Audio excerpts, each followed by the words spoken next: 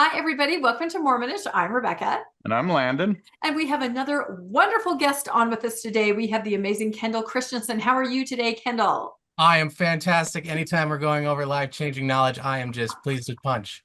Life-changing knowledge. You heard it here. You will not want to tune away or your life might not change. So, no, this is great. And I'll give you a little bit of backstory really quick, and then we'll read Kendall's bio and we'll jump right in. But this is actually a topic that we discussed through the lens of a book called How Minds Change by David McCraney in our The Good Book Club. As we mentioned before, Landon and I are co-founders, along with Bruce Christensen, of The Good Book Club, where we read all kinds of books through the lens of Mormonism to try to, now that we know what we don't believe, let's figure out what we do believe, that kind of learning. And we have a great time over there. If anybody's interested in joining that, you can find us on Facebook or connect with us. But we had an amazing presentation last Sunday on this book, and Kendal was our last minute presenter. We were so impressed. We had somebody that was going to present, had to bow out at the very last minute, and Kendall's like, I'll do it. Pick me, right? Yes, any book that I've read and know about, I've read a few on this topic. Yeah. I love to talk about. Yeah. Thank you for the opportunity. We were so impressed with his knowledge on this topic and his ability to synthesize this book for us that we thought, you know what, we need to bring this to our Mormonish audience too, because it's a very important topic, how minds change, either our own minds or other people that we wish their minds would change. This gives us a little window into that's probably not going to happen. And let's find out why. So Landon, why don't you read Kendall's bio, and then I think we'll dive right into this presentation. This is really going to be interesting and really helpful, I think, to a lot of people. Yeah, it's a great book. Kendel Christensen earned a Master's of Education from the University of Pennsylvania in 2013 and a Bachelor of Science in Sociology from Brigham Young University in 2010. As an educator, speaker, and best-selling author, Kendal is known for his unbounded enthusiasm and obsessive zeal for cataloging life, changing truths, and collecting perspective-expanding experiences, including living in the Middle East and South America and visiting almost 30 other countries, to reading 50 books each year, to teaching in an inner-city high school as part of Teach for America. He is founder of LearnedEmpowerment.com, a business started in Washington, D.C., that helps individuals become confident, capable, and in control of their lives by packaging a broad range of knowledge into instantly applicable packets. At 38 years old, he has accomplished almost half of his life list of 140 goals he set for himself after reading the book, How Will You Measure Your Life? That's amazing. Very half driven. Already, huh? You better slow down. Pace yourself, right? You don't want to accomplish all of them too soon. Then you have nothing to live for. well, like the book goes over, once you have a paradigm shift, you can go one of two paths, and one of them is what they call post-traumatic growth. So I think I'm in that. Wow, that sounds like a lot of us might be in that if we understand what that means. So, well, we are really excited. You bring your expertise and just a really great style of presenting to help us understand this. So why don't we just take it away with your slideshow? And again, as I said, this is Dave McCraney's book, How Minds Change, but it's more than that. It's just going to be really, really fascinating. All righty, yeah, let's get started here. So it should be on screen now, and let's start. So yeah, How Minds Change, the Surprising Science of Belief, Opinion, and Persuasion by David McCraney. So this presentation will go over the difficulty, how minds are made, how minds change, and then finally, how to make conversations go better. So again, I've read multiple books on this topic, and this is just so much clearer on the problem, the real psychological and other barriers to mind change, the solutions to those problems, and then how actually step by step how to do it. I'm just so excited to go this. Okay, so before we begin, I like to start with just the biggest idea from the book. And that is, in my opinion, that everyone, each one of us on this podcast, everyone, presenting, every expert, everyone is resistant to changing their mind, and for good reason. One of the quotes from the book, I'll just go over. It says, when a person's core expectations are massively subverted in a way that makes steady change impossible, they may experience intense, inescapable psychological trauma that results in the collapse of their entire model of reality they once used to make sense of the world. Psychologists who study this kind of trauma have discovered that afterwards, people tend to take one of two paths. Some go down a maladaptive spiral, turning to drugs or other kinds of self-destructive behavior, circling lower and lower until they hit a dark stasis. And so one of the things that I really want our audience to realize is when you are confronting someone with factual information, you can prove beyond any reasonable doubt it's true, they are still not going to be receptive to that, most likely. We'll go over ways to make them more malleable to that. But because if they change their opinion and they feel even subconsciously that that belief affects their worldview at any juncture, I mean, their whole world could collapse and you're inflicting months of torturous, rebuilding of their world on them. So that's just like one of the biggest ideas to start off with. Rebecca and Landon, do you have any comments? I think we sense that. Like I always say, I'm not going to tell my 88-year-old mother some of these things that might rock her world. You know what I mean? You get the sense that people have that they could collapse in the face of this information. That's one example that I think of. I'm not going to tell my elderly relative anything about the church or truth claims, because why? Yeah, you got to really look into your heart and be like, why am I bringing this up now? What change do I want? What is my motivation? Is my heart really in the right place? Or is the balance of pros and cons really in the favor of, I'm not going to bring that up right now. Mm-hmm. I think sometimes as post-Mormons, we look at, there's all these facts that show that the Book of Mormon is not true, that the historical claims are not true. And we can't understand why anyone else would not be able to look at these facts and make a decision and say, oh, this is clearly wrong. But you have to look at the other fact, which is that it undermines their entire worldview. And we know from science that people don't just go there. There has to be something that makes them go there, or that hurts so much that they're willing to go through that to get, so they don't have to go through the other thing. And that's why people are so resistant to that changing. Even if we can give all the facts of the Book of Mormon, all the facts of the history, that's not going to matter if they see their worldview being threatened. Absolutely. Or even if, they are open to some amount of change, there's just ways that, like, when you're confronted with new information, your brain we'll go over this in the presentation, but the first reaction is it will assimilate that new information, even if it's terrible, bad, and by itself would be, in other cases, proof enough to change your view. The default reaction will be to assimilate that into your current worldview. Oh, I expect people in the past to behave badly. This doesn't affect my, belief or position on this or that with regards to the church or anything else at all, because there's just not enough, like you said, motivation to change yet. That's one of the biggest roots for mind change. So that goes directly into our next thought about the big idea. So not only are we resistant to change for very good reasons that we have to understand, but each person has a threshold of change, which is different for everyone. Before that point, new information is assimilated into their current lifestyle, worldview, way of thinking and behaving, and it takes a lot to, what Jean Piaget says, accommodate new information and actually change in a substantive way. So again, just to finish off that quote I started earlier, without a strong lattice, our beliefs, attitudes, and values fall away. We lose our sense of meaning and find ourselves standing naked before an empty world in total bewilderment. So our psychology is just geared to, like, before I face that, I'm going to make this new piece of information work in my current worldview. And that's what we call often, mental gymnastics or stuff like that.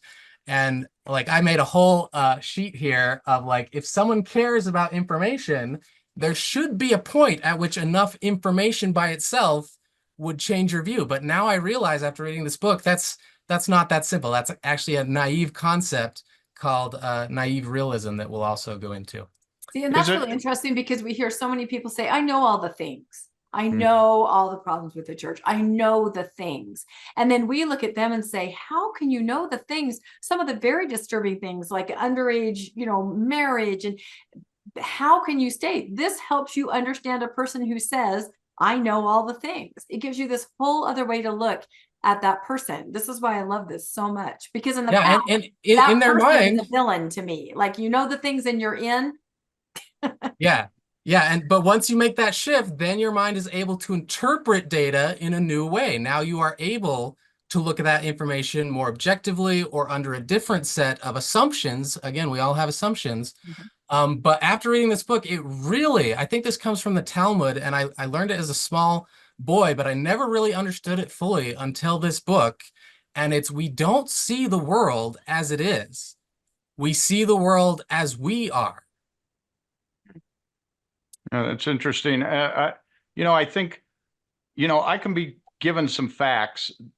For instance, you could tell me the sun is really made up of 40% helium and 60% hydrogen, and that's vastly different than what we thought. And I'd go, okay.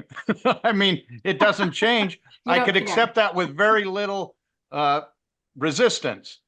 But as LDS, as Mormons, this idea is so much a part of us that it's very difficult to just take one or two facts and say, oh, that doesn't matter, because it pulls at the very person that we are. It undermines everything we believe if these things aren't true. So you can tell me, that the Book of Abraham is a parchment that was, does not date to Abraham, does not say what the Book of Mormon does, but that threatens to completely undermine everything I believe, everything I am, my entire life history, and that's going to be a lot harder for me to accept than the hydrogen of the sun.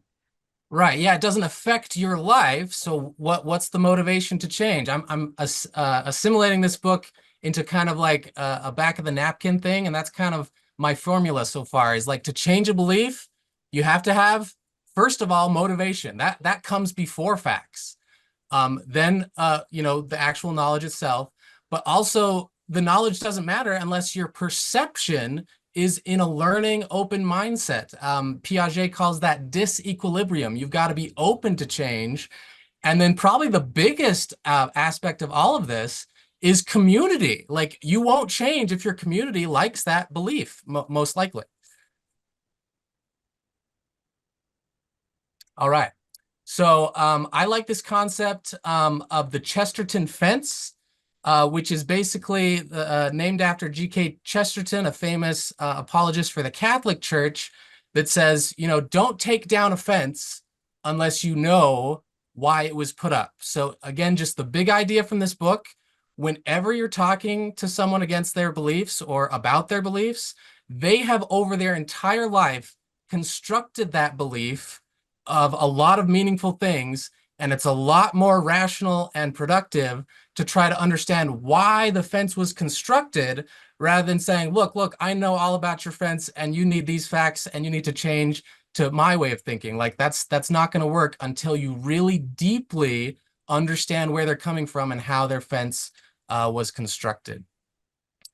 In fact, there's another quote from the book that says, sorry, one moment.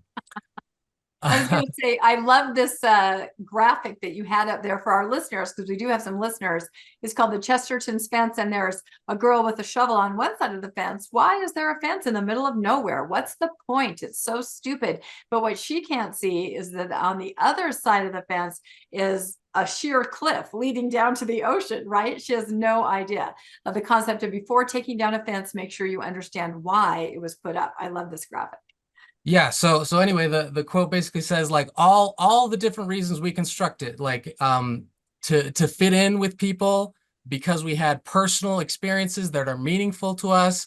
We want to appear trustworthy to members of our in-group, and just the way we were raised, that perception makes more sense. You're up against all of that when you have these conversations. So this clip, this is with David McCraney and Seth Andrews talking about this book.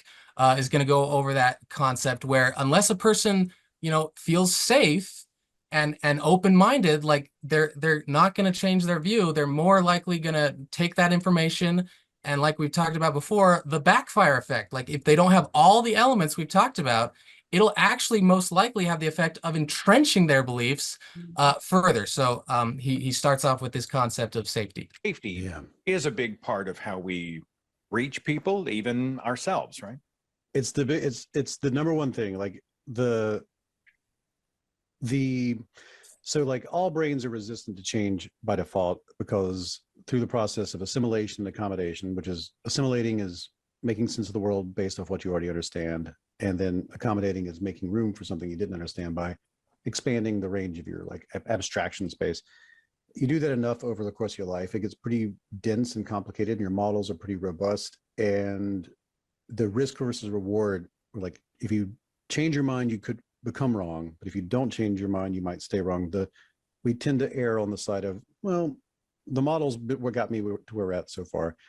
So you already have that baseline resistance that has to be overcome by just enough counter attitudinal or counterfactual information to put you over a line, over a threshold. But that line gets higher and higher. The resistance gets stronger and stronger depending on all the other motivations you have to maintain the model. And as Brooke Harrington, the great sociologist, told me, the equals MC square of social science is that the fear of social death is greater than the fear of physical death. And when the ship is going down, we'll put our reputations on the lifeboat and we'll gladly go to the bottom of the ocean. The belonging goals trump accuracy goals every single time. And if by any intonation, if you are suggesting, whether you're reading something or it's on television or it's in a conversation, if the suggestion is you will be shamed for changing your mind, if you risk ostracism, social costs, and so on, if you like in the communication, if you like suggest that to somebody, even if you don't intend to, that's going to cause the most resistance. And even just from like the tone of your approach, you can generate what they call reactance in therapeutic models, which is the sense that some stimulus is causing me to feel like my agency is under threat, my freedom is under threat. If you say, I think you should believe this or think this directly to a person, you should put this in your mind and take what you have in your mind out and replace it. Or so other people think you should do that. Then they, as they put it, the stimulus generates a motivational arousal to reduce the stimulus. What that means is they get pissed off and angry, and it happens. You have no choice. It just bubbles up inside you. This negative affect takes over, and you want to push away from the conversation or end it, and because the stimulus is the other person. Yeah, so it's just natural to be like, I'm not going to change my mind. I'm just going to react negatively to information that I don't like, and I'm going to attribute that as a negative to you. It's kind of like what Landon said at the beginning, where you can give a person all these facts, but if you understand this process, you'll understand that, okay, you can have 100 more facts, but to them, if they like one thing about it, that fact might be the only one that they subjectively care about. That's not nearly enough, those 100 facts, to get them over that personal threshold of what's important to them and what they want to be true. Wow, that is so different from most of us on the post-Mormon side that just say the sheer body of evidence. If we can just show this, that's counterintuitive, what you're saying, but this makes a lot of sense. Yeah, so if you remember nothing else from this presentation, if you want to change minds, don't change minds. Have your goal be, I just want to understand where you're coming from. And when you can get people to think about their thinking, that has the best chance of actually, maybe not in the moment, but later on, get them to really start this process. He said something there that really blew me away. And I listened to this in our book club, and I didn't catch this. I just caught it here. But he said, belonging beliefs trump actual beliefs every time. That explains a lot, because in the church, you don't belong anymore if you change your mind. And so many people we see, well, my family, I can't go to the family events. I appreciate the family things. So this church gives me a sense of belonging. And as long as the church gives someone a sense of belonging, the facts don't matter, according to this. The belonging matters more than facts or actuality. for most Yeah, people. I've read so many people's stories, and I forget the website, but it's a like a Google map where you place where you were Mhm. Yeah, when you why left I the left. church and Yeah. why you left. I've read so many of those, and I've seen a pattern, and this very much fits with my own story of like the church worked until I disagreed, and then all this resistance, all these other things changed. Like everything is so good if you just go with the flow and agree with most everything. But like if one thing that's important to you is like,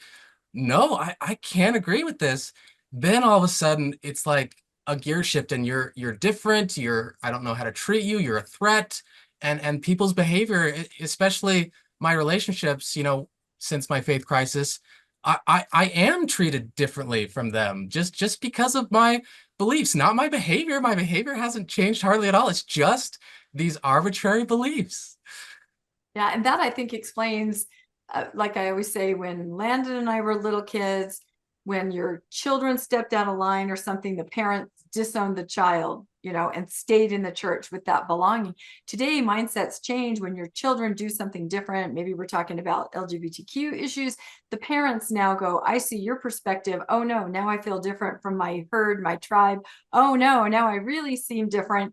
And then you start perhaps to be ostracized. So lots of things make people aware. Suddenly they find themselves on the other side in a difference with what they considered to be their tribe before. But yeah, what I want your audience to really understand is like social pressure trumps reality Mhm. in almost every case. It takes a lot of effort to be like, oh, my entire tribe believes this thing and it's wrong. Like there's a whole body of research. The most famous is the Ash conformity study, where like people go on a whiteboard and they draw lines and they ask, which line is the longest, and they put people in there to say, oh, this shorter line, that's the longest. And 8 out of 10 people or something like that will agree with them because they don't want to go against the group, even though they see the line and it's not the longest line. It's the Emperor's New crazy. Clothes all over again. That Yeah. story says it all. You go along with the group. There's one kid that goes, he's naked. And everyone's like, but he is naked. Precisely. I have a whole new appreciation for that story for Yeah. that very reason. Yeah. Okay, so just to summarize the big idea, in other words, when engaging with positions and preferences and people's beliefs, you are actually dealing with an entire lifetime constructed wall composed of an avalanche of a person's past, random factoids, their personal experiences, as well as, even with all that, the lens by which all those things are sifted and filtered. So any engagement that you do, convincing, showing facts, will overwhelmingly likely just be assimilated into their current worldview or thought or belief, so as to keep that existing structure. So again, that's called the backfire effect. You can also call it inoculation. But really, I have a new appreciation for it as self-preservation. We don't want to go through a period where I have to look at the world differently and change my beliefs and potentially lose my social support, especially on important beliefs. So a person only actively changes if they cross that threshold, which means holding on to that belief is so painful, they cannot maintain their own old structure. So yeah, big ideas here are assimilation, incorporating new information into your new worldview. Don't have to change anything. You just kind of explain it and then stop thinking about it.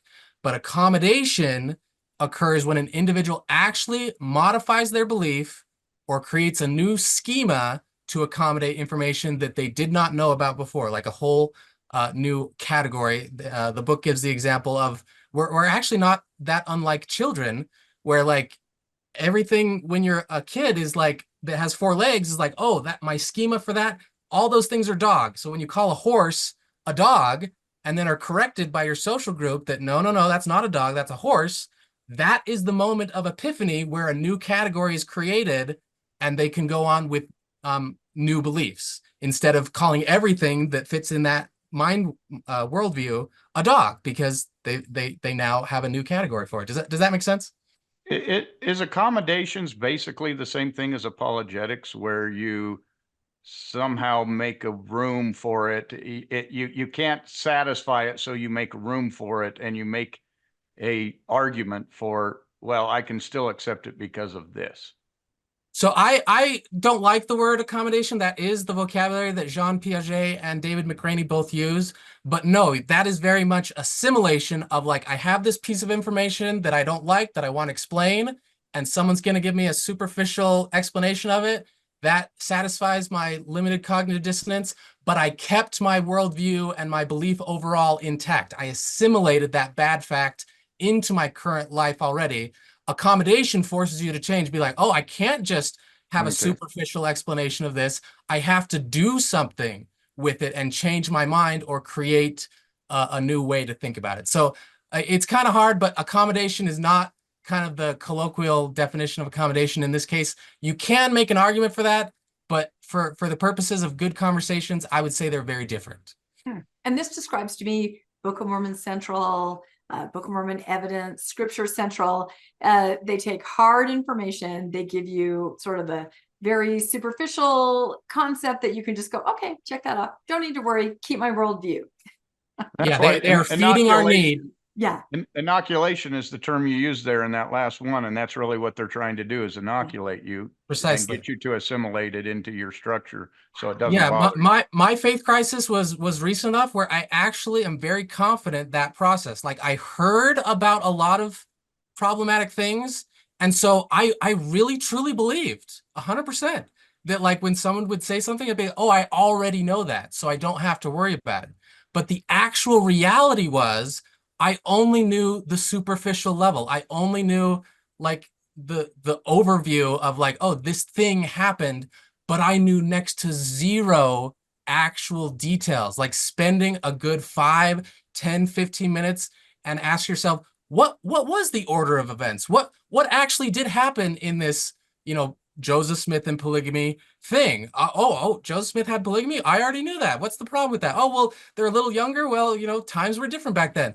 But I didn't think past that. I knew nothing past that. It was very surface level. So I just assimilated it, moved on with my life. I didn't want a crisis and deal with the details until the pain in my life overall. My particular situation was once I was divorced, I didn't kind of fit in the church like I used to. I fit perfectly before then. And that caused some problems with, how, my social structure and social life was going. And that, led to some things with my family. And I didn't really have a motivation to question until those relationships were so bad as a result of me, not fitting the Mormon mold and being, perfect and checking all the boxes again. Yeah. In your case, and I hope you don't mind if we go there, but you actually got married trying to check the boxes. Isn't that correct? Yeah, so my situation, just a little aside on that. I love to tell the full story sometime, but yeah, I had a calling in Virginia to be a part-time institute teacher. That was my dream job. I wanted to do it ever since I came back from my mission.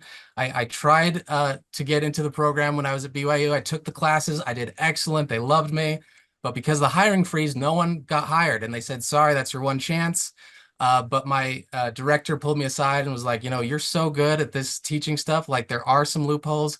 If you move out east, they'll give you another chance. So that's what I did. I moved out east, and they loved me there. And they said, okay, we can only hire you if you're married. And they actually gave me a date by which I had to be married.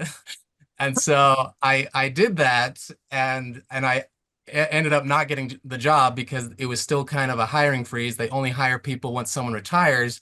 And the person that said they were going to retire and I was going to get hired did not retire. But So you there got you are married, even though they didn't retire. How long was from when you met to when you got married, or when you had to get the job? 7 months. 7 months. Okay. That's an eternity for Mormons. Yeah. That's amazing. Wow. Yeah, so there's some more details there, but yeah, that's the basic gist.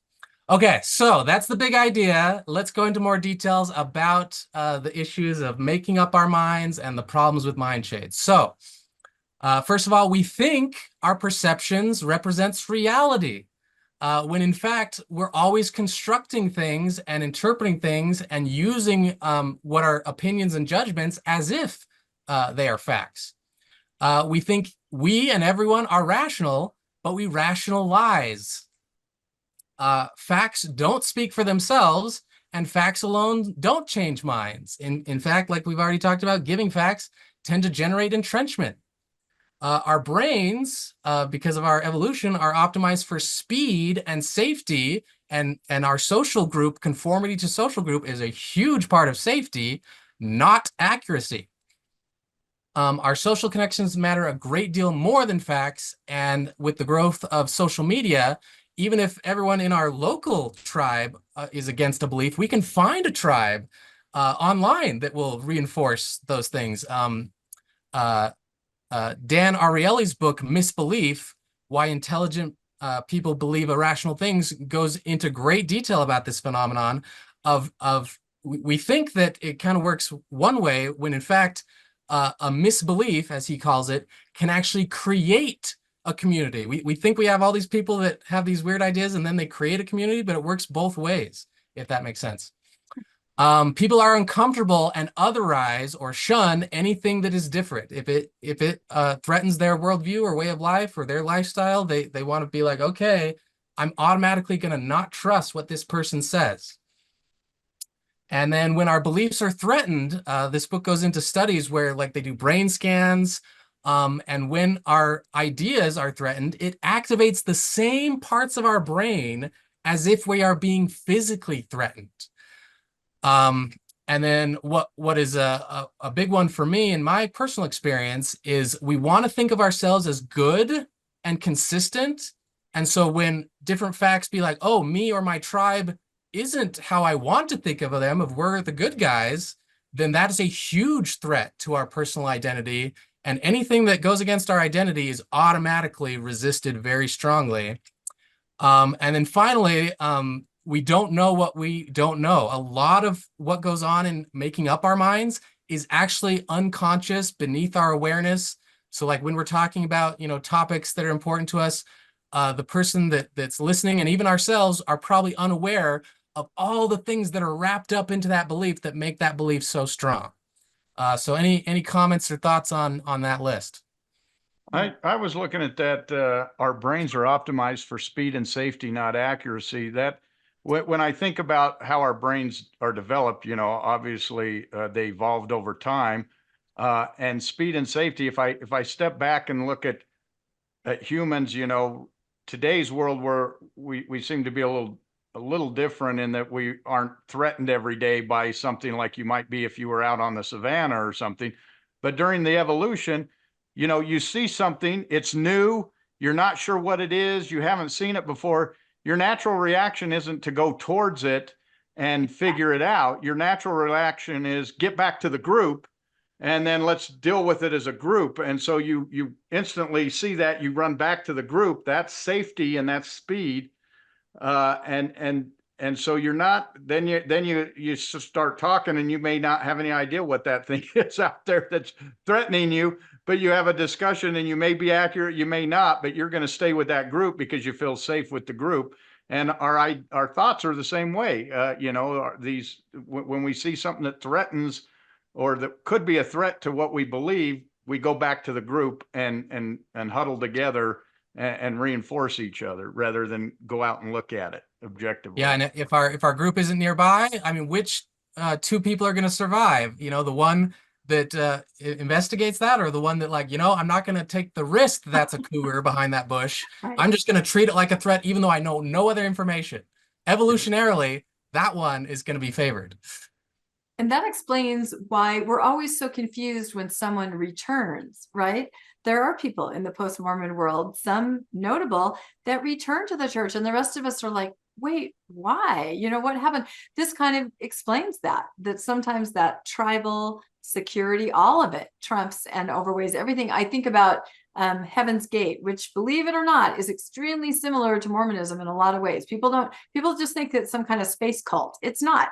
It's a religion, and it's so similar to Mormonism. And I watched a documentary where somebody from Heaven's Gate had left for like a year and a half, got a girlfriend, got an apartment, was living, and then just could not survive without the tribe, without that mindset, and returned. And there's a really sad video of the girlfriend kind of filming him. Well, he's going back tonight, and of course, a few weeks later, he was one of the ones that took their own life and, in the house. But again, we can't understand it because we don't understand what our brains are doing to us. And this list here explains it. It's very hard to override this. It does. Yeah, there's lots of connections that are wrapped up into our beliefs. But just to make one point on the how of better conversations, it's just like what you said. People return, and if we want to be good influences, we have to put our hearts in a place where we can really appreciate and empathize and sympathize with why. Their reasons, even though we disagree, their reasons are valid and worthy of respect. Because whenever we engage with people in a mindset outside of that, it just, activates all these problems of like, oh, you're other, you're talking down to me, you're a threat. But we can say, I understand, I miss things from the church too. Here are the things that I loved and still love and appreciate. That puts them in a much more safe frame of mind. Wow, All right. Yeah. That's the bottom line. So much more to it than just what people are doing on the surface. So much. Exactly. And don't make the assumption that, oh, they just lack facts. And if they just had the same facts I had, they would have my same opinion. Like, that's really naive. I know. We all say that, though. We're so condescending and we don't mean to be. It's just really hard to put yourself in someone else's. Right, because that's a logical assumption to make. But again, our nature is unfortunately not very logical. We're capable of logic and reason, but that is not the default by a long shot. So on page 47, the book has this quote: "There's no superior argument, no piece of information that we can offer that is going to change their mind. The only way they are going to change their mind is by changing their own mind. We create a safe environment, the motivations, the perceptions, all those things are in place, and then facts matter. Before then, facts, unfortunately, the research shows the facts don't really matter that much at all." So anyway, by going through the way they change their mind is by changing their own mind. So take them through their own thinking. Have them process things they haven't thought about before, things from their life that's going to help them see things differently. And the basis of that is rapport and hearing their story. In the book club, we talked a lot about, a lot better approach, if you can't remember like all these things and, the specific steps that we'll share later, is instead of giving facts, just ask their story and share your story. People will resonate on a personal level and open their minds a lot easier on that level than on the facts and reasoning level. The University of Virginia professor, Jonathan Haidt, has a whole book about this, and his metaphor is very applicable to all this stuff. Is, in reality, our minds are two parts. We have a rider and an elephant. And we make the assumption that, to appeal to someone and to affect them and change their behavior, change their mind, I'm going to talk rider to rider, when in reality, the elephant is in control and the person on top of the elephant has very little power. We got to appeal to those baser instincts, those evolutionary trends, the bigger animal part of us inside if we really want to make a behavior change. What does that say about us, Landon? We are podcasters who talk about facts. Maybe we need to change the way we operate. Yeah, if only we had a channel that was all about Mormon stories, that would probably be. Yeah, I was just going to say, there's a reason that's so successful. No, seriously though, you show somebody else someone's story and it helps them kind of internalize and think about, that's their story. What do I think about that? Or can I relate to that? That makes a lot of sense. It kind of got me wondering, it'd be an interesting study to find out if those who leave the church, based on facts, if they're more loners, they're not as socially tied to the group as other people are. Because I know myself, I've always not had large friend groups. I haven't had large, social interaction wasn't that important to me. So the facts drove me out pretty quickly because I wasn't necessarily leaving a social group that was really strong for me. But there are people I know that their family is completely tied to that. And my family was too, but I'd left home when I was younger, went in the military. I was gone for years.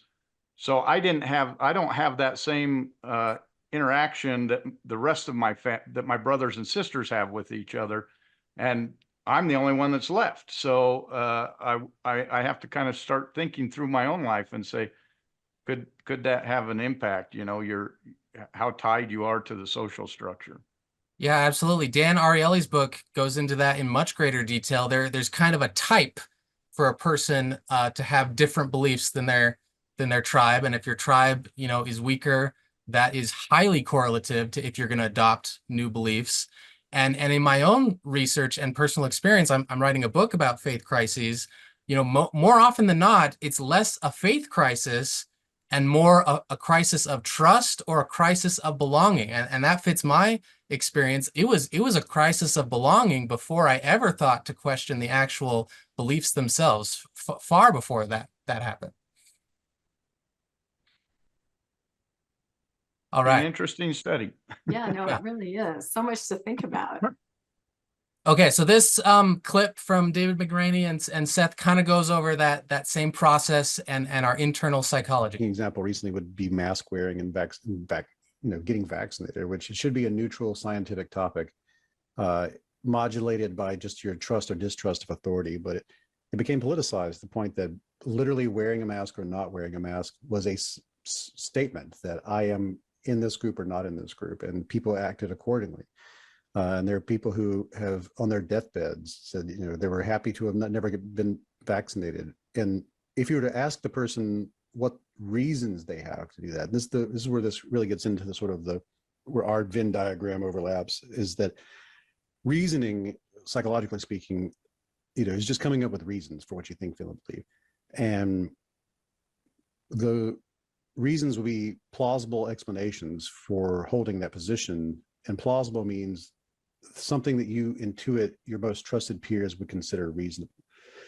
And oftentimes the reasons we produce, they're just justifications. They're justifications for whatever. It's like you want a piece of chocolate cake and you're saying, well, the reason I'm eating the cake is because I didn't have anything for breakfast. Like you just want the cake. Like you just try to find a reasonable justification for it.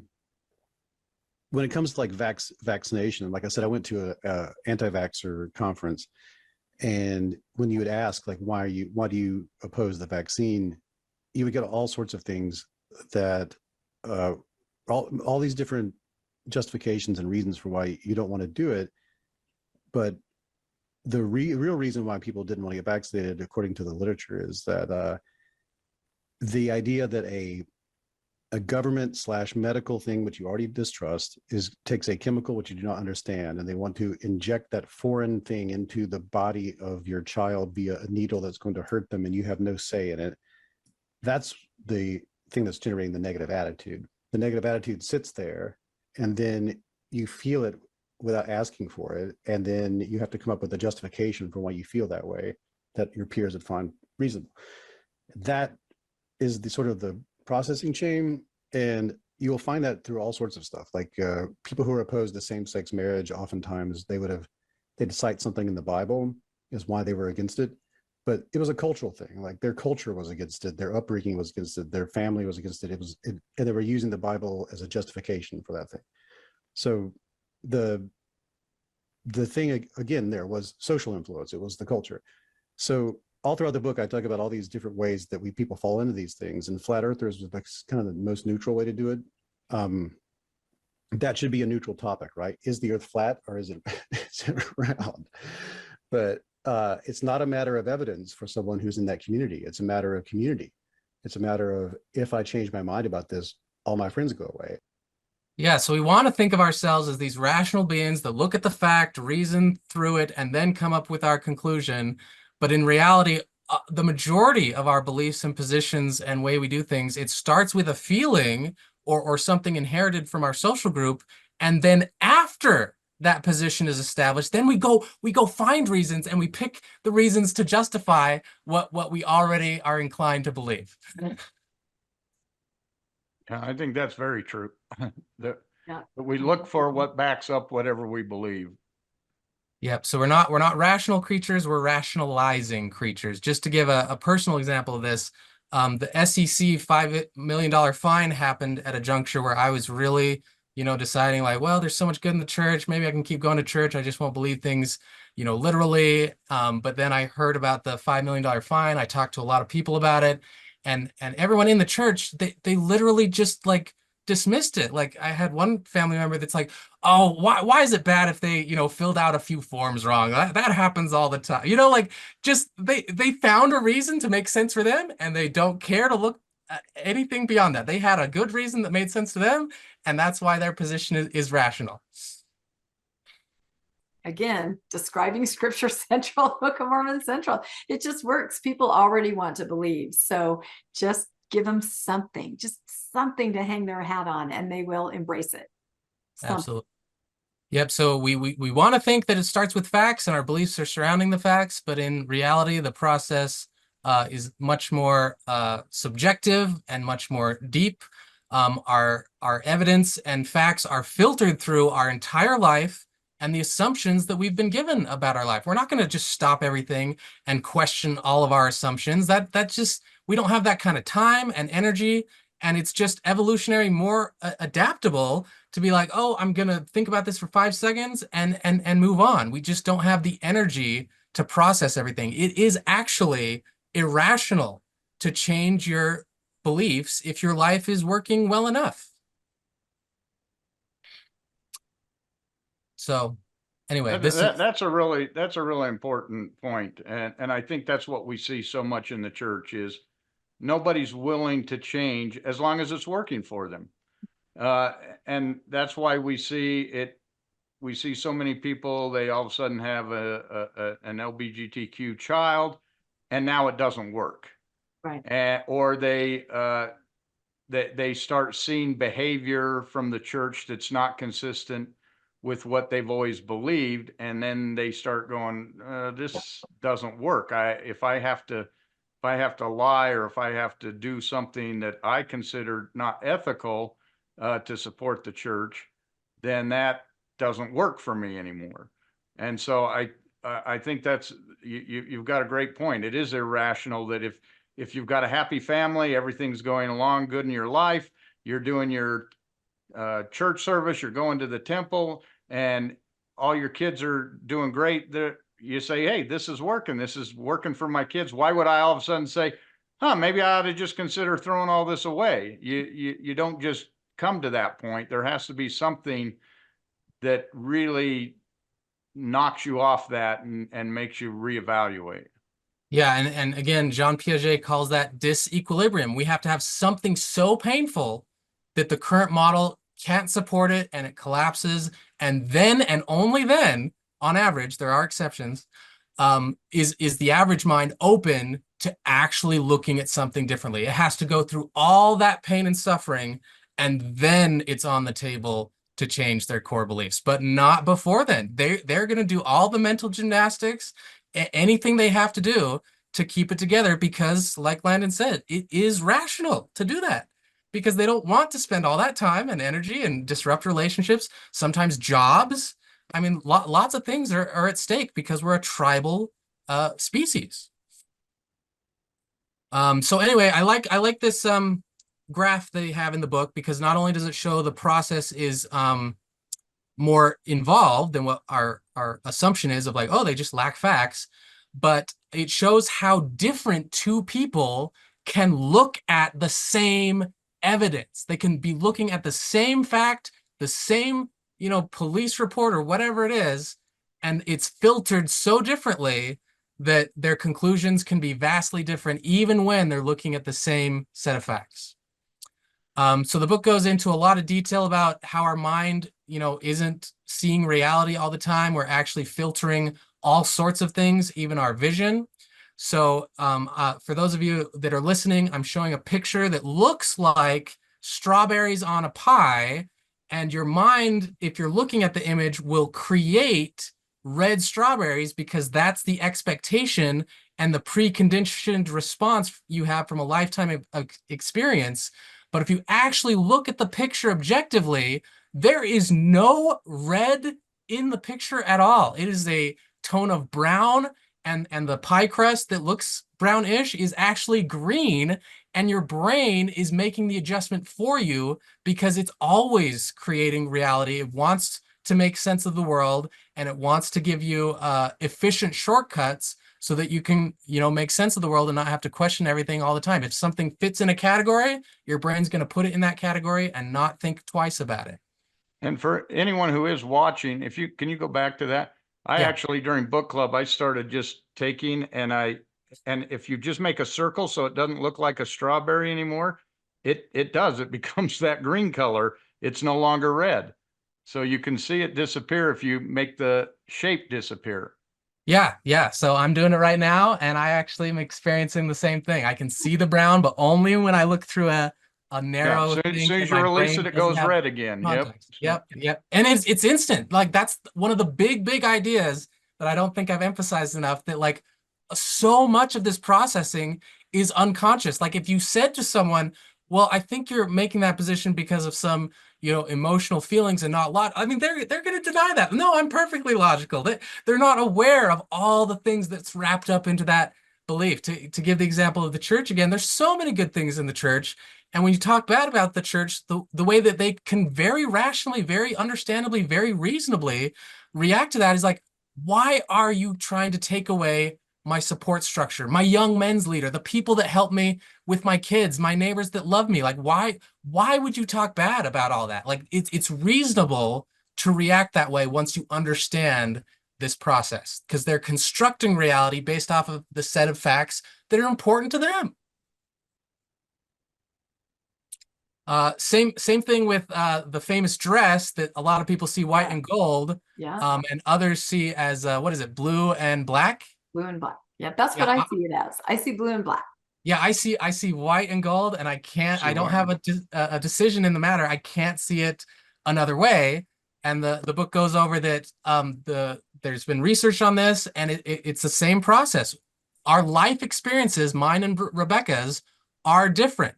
The research says that if you've been exposed to more artificial light, which is more yellow in hue, about 3200 Kelvin, then the dress will look blue and black. So if you spend a lot of time indoors, or your hobbies are mostly indoors, then that's what the research says is most likely you'll see.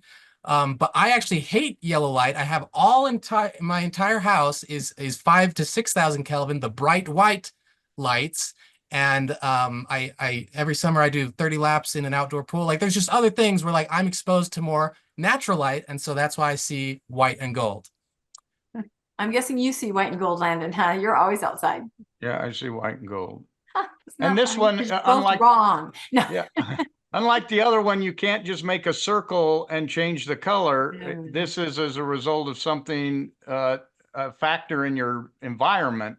This has to do with the light, not the color. So that's why David McCraney loves this example, because the other ones you can kind of manipulate a little bit better to see what you want to see. But this one, it's 100% unconscious. Yeah, and I would argue to death that it's black and blue. I would argue with both of you to death that I am completely right. That's right there. You guys are crazy.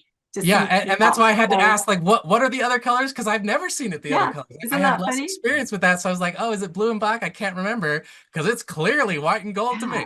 This is such a great example, because you're right, Landon. There are other things where you look at it one way, it's a drawing, and then you can see it a different perspective, and it's this or that. And you can but this you can't. There's no other way to look at it. And you would never come to a consensus on this with another person, because it's so clearly, very rigidly, you're correct. If I went outside and for the next 5 years I lived in, let's say Rebecca went outside for 5 years, and it would never happen. No. Yes, I know. We'd never get you out there. But if she did, would it all of a sudden change? And does it change overnight, or does it takes go a while, from blue to, Yeah, I don't have enough experience with this particular thing to know, but that makes intuitive sense to me. But the big idea is that our perception of any new information is based off of what he calls in the books, our priors, our experiences, our subjective, values. You can't, uproot my values and give it to another person. They have their own values. So this fact that is so important to me, they hear it, and it affects them maybe a 2 out of 100, when for me it's 99 out of 100, but that's just a subjective difference. But going back to, again, go this ahead. makes me think of the temple watching that we do, where we have these communities where the LDS, their value above anything else is that a temple must be built, regardless of, you might be breaking some zones or you might be losing some friendships, but that's their value. There's no way, they're not just being like, unfeeling or unkind. That's really their value. They do not see anything else. And so when you look at it from that perspective, you can understand these conflicts. Maybe it can help make people, I don't know, have better feelings when you're realizing you're just coming from your place of your value proposition. You can't see around it. And these members in these towns say, this temple will bless all you guys. Don't you get it? Even if we have to do all this stuff and put it where it doesn't belong. And they really believe that. And that's the residents look at them with their value proposition and say, what do you mean bless us? I don't understand. So it's like this dress. They sincerely believe where they're coming from. Sincerely. Yep, and it goes back to that threshold of change. All those extremely good reasons that you gave of like, it'll bless your community, it's beautiful.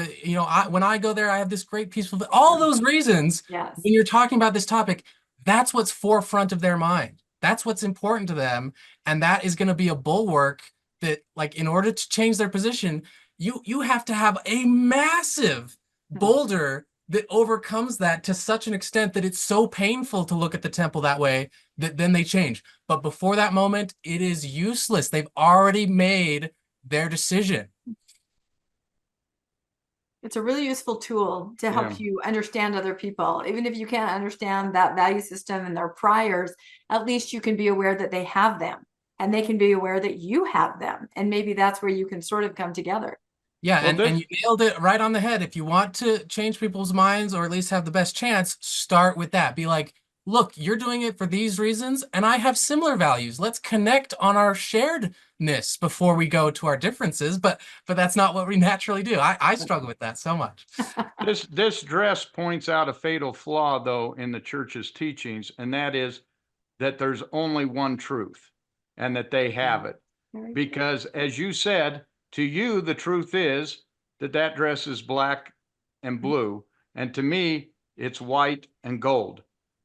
And we're both right. Yeah. There's two truths here. And those two truths are based on our prior experiences. So you grew up Mormon, it works for you. Great. That's a truth to you that Mormonism works. But that doesn't mean it works for me. I could have a different truth, that Mormonism did not work for me, and so it gives you when you look at it that way, you can start kind of giving grace to each other and say, okay, as long as it works for you, I'll make room for that. But likewise, you have to give room that it doesn't work for everybody, and everyone doesn't have to conform to that same truth. I realize my sons are colorblind. They see the world differently than I see the world. If I got to see what they see in the world, and you've got those little things that kind of show you what a colorblind person sees, I would say that's not the world. Yeah. But to them, that's their world.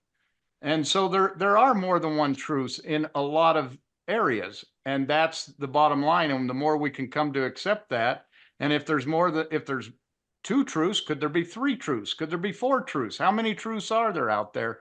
And so we've got to make room for all of those. Yeah, and especially in Dan Ariely's book, he says that's the key. Like, if you do not go into a conversation with that attitude that you mentioned of like, hey, this is just my perception, I could be wrong, even if the belief is crazy. If you approach a person with anything other than that attitude, they're already going to be on the defensive because you're entrenched, and that's going to invite them to be entrenched as well. But if you go with what Landon just said, that was beautiful. Like, seriously, if people applied that level of humility, it would change this world. If we went into like, I see it this way, but how do you see it? What I see isn't the one and only true way.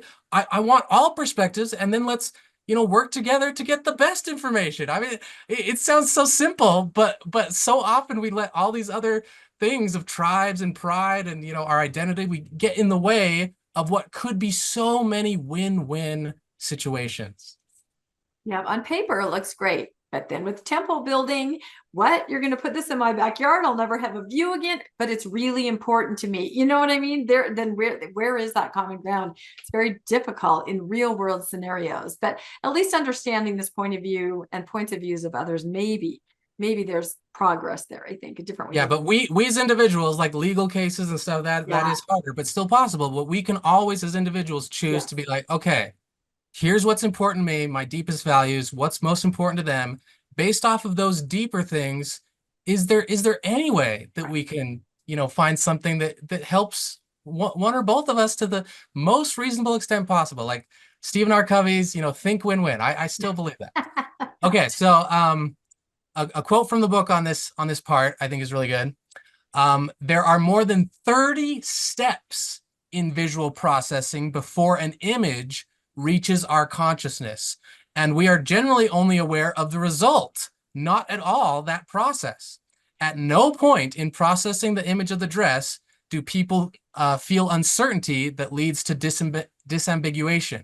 It's the fact that their uncertainty of what it is eliminated so stealthily that these processes are both unconscious and undebatable that leads to our most intractable or hardest disputes. When our differing experiences and motivation cause us to disambiguate differently, we can't help but disagree with great certainty. But when we disagree in this way, we often don't know why we are disagreeing. The result is that we argue endlessly over subjectivity to convince one or another of something that doesn't feel subjective. It feels like raw, unfiltered, unassailable truth. In psychology, there's a term for this. It's a cognitive blind spot, and it's called naive realism. It's the belief that as you perceive the world, that's the world as it truly is, free from assumption, interpretation, bias, or the limitations of your senses. But as we've talked about, if you're aware that that's not true, that we actually construct our world and do so much more interpretation before, a fact or an evidence or a picture of a dress or a strawberry reaches our conscious brain, we can more greatly appreciate all the different avenues of like, oh, there's a good reason why we diverge here. That's why I'm curious. I've heard more and more recently in last conference talks and things, they talk about pure truth. They keep saying that God's pure truth, like there is actually a truth. And I don't think that exists, but they keep putting that out there. And I'm guessing that pure truth aligns with whatever they're saying. But that concept it's so nebulous. That's Yeah, why at least in mortality, I think it's a fool's errand to say, oh, I have the absolute truth. That's just going to get you into more trouble rather than this is how you see it. This is how you see it. Let's work together. Yep. Yeah, that's why there's only one prophet at any given time, because if you have two prophets, you'd have two sets of truth. And that's why when one prophet dies and another comes, he starts changing what the other prophet did, because that's now his truth, and it now has to become everybody else's truth in the church.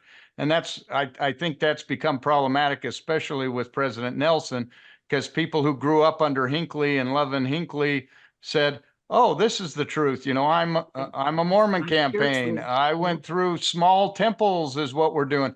And then all of a sudden, someone else comes and says, no, the truth is big temples. And Mormon is a word that's, victory for Satan.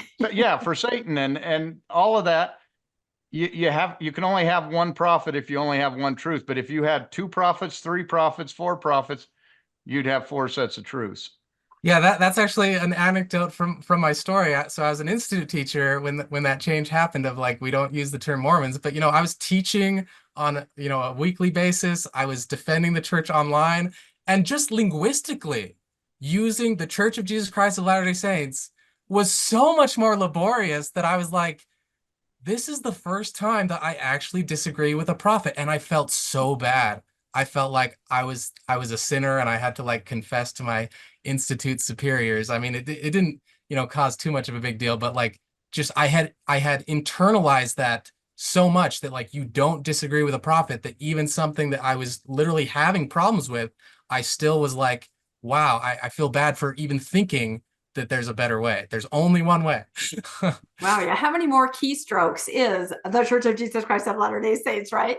Yeah, it was so ridiculous. Some conversations I would try to follow the rules, but it just wasn't working. And they would misunderstand. They would be like, "Why don't you just say Mormon?" And then I would have to say like, "Well, you know, this whole big thing," and like, but as long as you understand what I mean, I'll just keep using Mormon because it's short, and they'll be like, "Okay, great," and it was fine. But it was still so awkward and laborious and unnecessary in my view. Yep. Okay. Nobody can say the whole name. Nobody can say it. Yeah, not consistently. Okay, so this goes more into the problems with perception, and our eyes are not cameras. We don't see things objectively. We're interpreting things. It could be interpreted either way, but brains settle on only one or the other. And that's what generates this powerful disagreement because of something called naive realism. I don't know if you talk about this much on the show, but naive realism, the great Lee Ross, who I was able to interview before he passed away, the psychologist who spoke mostly about that. Naive realism is until you read too many philosophy books or had too many bong rip conversations in a dorm room, you may not be aware that reality is not a one-to-one replica that you experience in here. It's just a representation. It's a virtual landscape that the mind generates. Until you are aware of that, you are in a state of naive realism where you assume that your eyes are cameras and your memories are video recordings, and that what you see, think, and feel is exactly how reality really, really is. And there's no the concept that there could be parts of the color spectrum you can't see and so on. But that concept can be expanded to anything. There are all sorts of other aspects of our cognition that we still have a bit of naive realism about. We feel like because we're feeling it and thinking it, that it must be accurate in some way. And it takes a lot of intellectual humility to get out of that frame. The duck rabbit's one way to go about it, but the dress is a higher order version of it, because like you said, in that war, it's with the banners, I'd put the dress on there more likely, because I remember Pascal Wallish, the neuroscientist, said it is not inconceivable that people could form political camps around one of these two interpretations. Weirder things have happened in history. And oftentimes cultures do form from just that little bit of grit that makes a cultural pearl of one particular interpretation of an outcome. One of the oldest studies in psychology is called They Saw a Game. And it's exactly what it sounds like. It was a football game between two opposing universities, and there were a lot of infractions, and they would show people a video reel of the game, and they would ask them to mark down who caused the most injury. And of course, people would pick the team that was on their team would be the one that was in the right, the other team was in the wrong, even though they were both watching the exact same film. It could be played over and over again. We see this consistently all throughout everything. Right now with the trials that are taking place in Congress, and this could be evergreen, by the way, because anytime anybody listens to this, I bet there's somebody on trial in front of Congress, and the interpretation is, if you are in favor of one side or the other, you will interpret everything you're seeing as evidence that my side is right. And if you're not, you'll see all the evidence as total justification for how you feel, that it's evidence that shows that your side is wrong and my side is right, no matter what side you're on. Yep. So we favor our tribalistic subjective side. Even if we're seeing the same data in David Pinker's book, he calls this the my side bias. So whatever is objectively true, we're going to filter it through whatever makes our side look good and anyone against us look bad. That's why a lot of people in religions, like the temple is a perfect example. Like the fact alone that there is opposition to building a temple is proof that the temple is good and should be there, and we're being persecuted. Yeah, that's exactly right. Everybody listen up to that. That is exactly what's happening. Yeah, they don't look at the other side of the story, that the other side of the story doesn't make them look good. So they just focus on the side that makes them look good. It's hardwired into our evolution to circle the wagons and support our existing social groups. That's just how we're made. And I know we belabored this point a lot. I have to read this because it's so important. This is page 99 of the book. Since subjectivity feels like objectivity, Naive realism makes it seem as though the way to change someone's mind is to show them more facts, because anyone else that has read the things you have read or seen the things you have seen will naturally then see things your way, given that they've pondered the matter as thoughtfully as you have. Therefore, you assume that anyone who disagrees with your conclusions probably doesn't have all the facts yet. If they did, they would already be seeing the world like you do. That is why we continue to ineffectually copy and paste links to all of our most trusted sources when arguing with someone online. But the problem is that that's exactly what the other side thinks will work on you. The truth is that we are always reaching our conclusions through disambiguation, through this process of there's a lot of construction, a lot of interpreting going on before we even get to the facts. But all of that work is done in our different brains without us largely knowing it. We just experience in consciousness the result, and the result feels like truth and reality. It feels that way, so we assume it is that way. But if you understand the process of the brain and all that we talked about, my hope is that we'll be a lot more understanding and a lot more tentative. All right. It could be. So, with all that said, now let's get into better beliefs and things that are more effectual and understanding ourselves better. So, first of all, realize that being wrong feels the same as being right. In fact, Catherine Schultz has a whole TED Talk about it. It's, in fact, my favorite TED Talk. And that's one line from it, is she asked the audience, what does it feel like to be wrong? And they say, oh, it feels bad, thumbs down, I feel like I'm dumb. And they go through 5 or 6 more things. And she's like, well, actually, you're not describing what it's like to be wrong. You're describing the moment you realize you're wrong.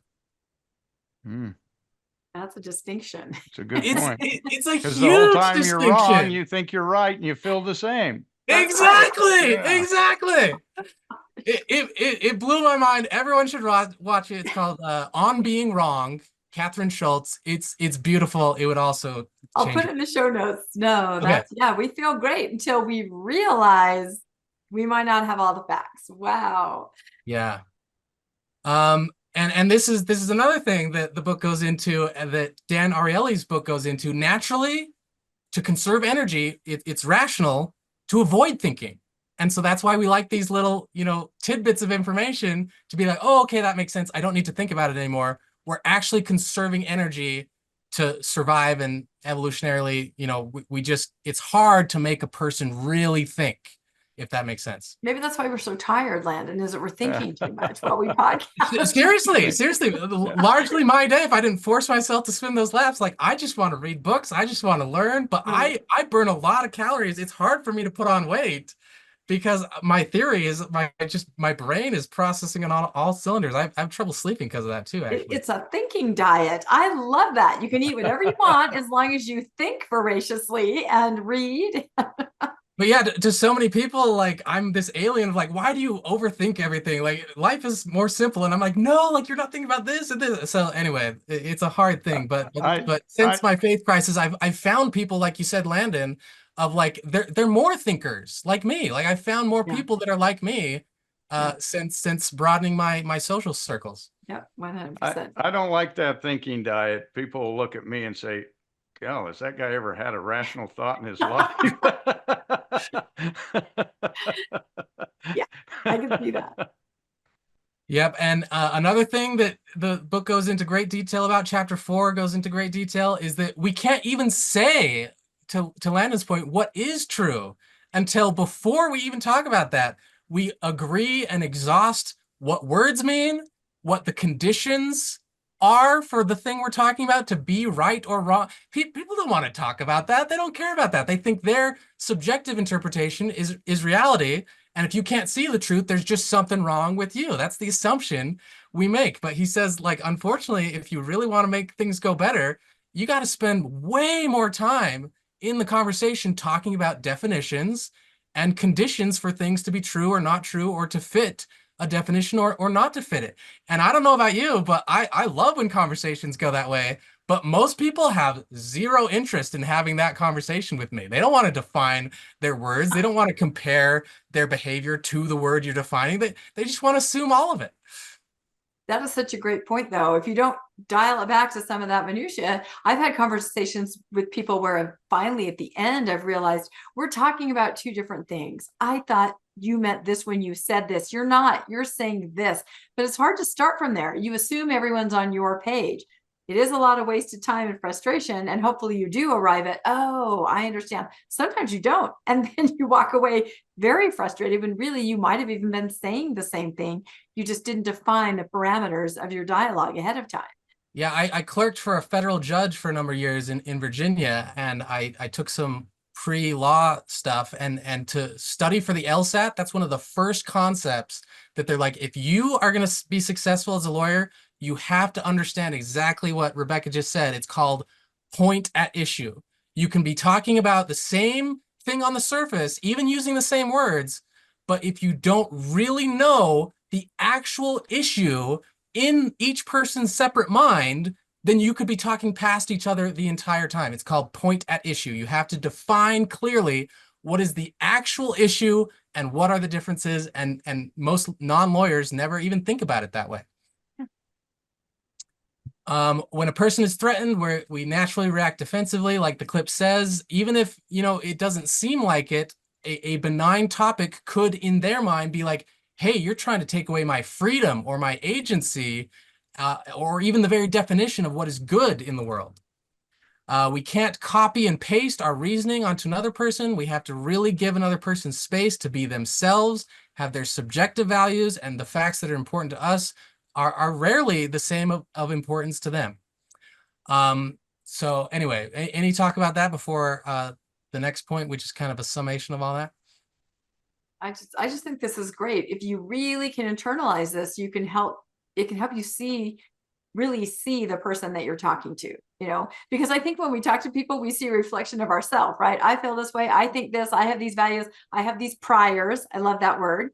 Not like in a prison or a legal sense, but prior experiences. And you talk to somebody like they also have those. I mean, I think we just naturally do that. We're not trying to, and you really have to dig deep and work hard to really understand what's their background, what are their perceptions, and then come together. But it makes me question almost any conversation I've ever had. Did I really understand what they were saying? Did they understand me? Or do we just kind of give lip service and walk past? Is there anybody that I can have a deep conversation with that we can work through all this and understand? It really is making me think a lot about communication.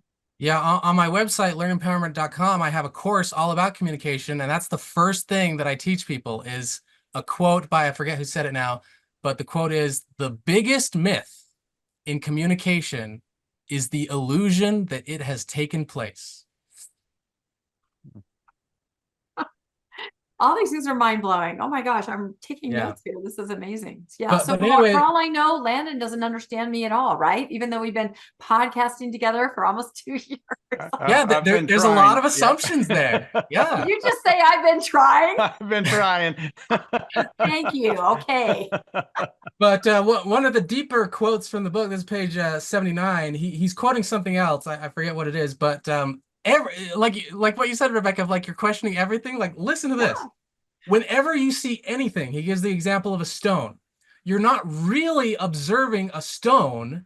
In reality, if we believe physics, we are observing the effects of the stone upon ourselves.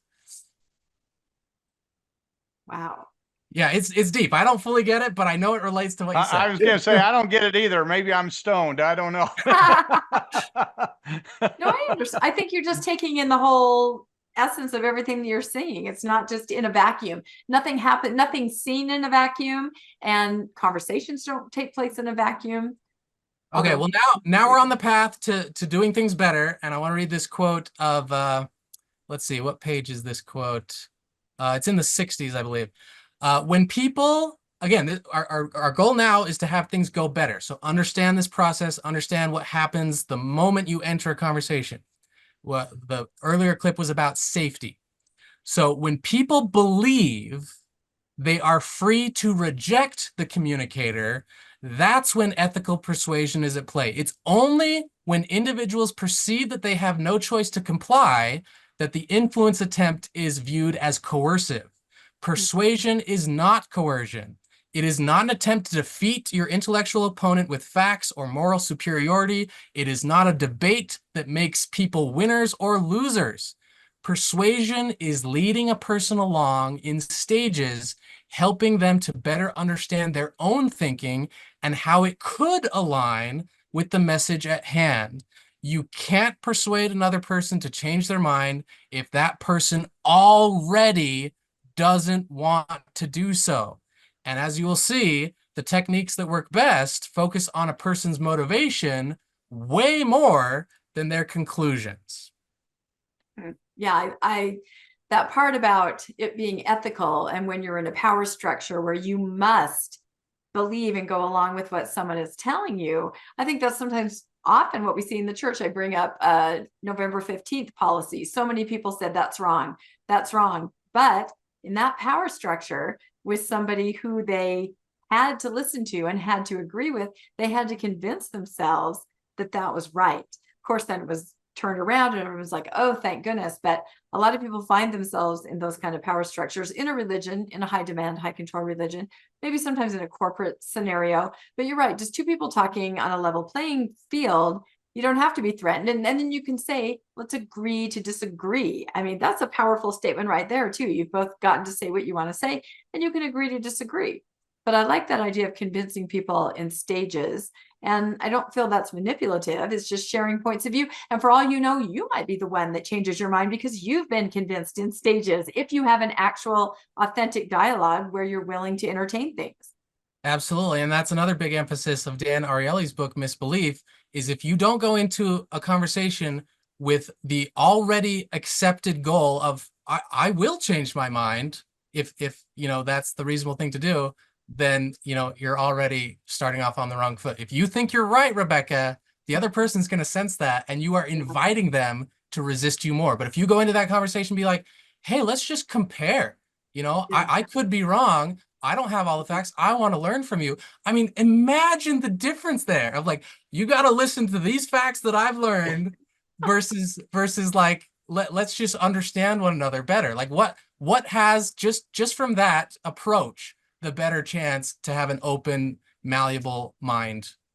Well, Or just to say, help me understand this. I find that's a good way to say it, because then that gives the other person a chance to explain their point of view. And in trying to explain it to you, if they know you have a different point of view, they might try to take your point of view into consideration as they're explaining it. And that also could help them more fully understand your point of view. If you say, yeah, and that goes into our goals of like, if we start a conversation with the goal to change their mind, I mean, that is not going to work. Maybe less than 1%.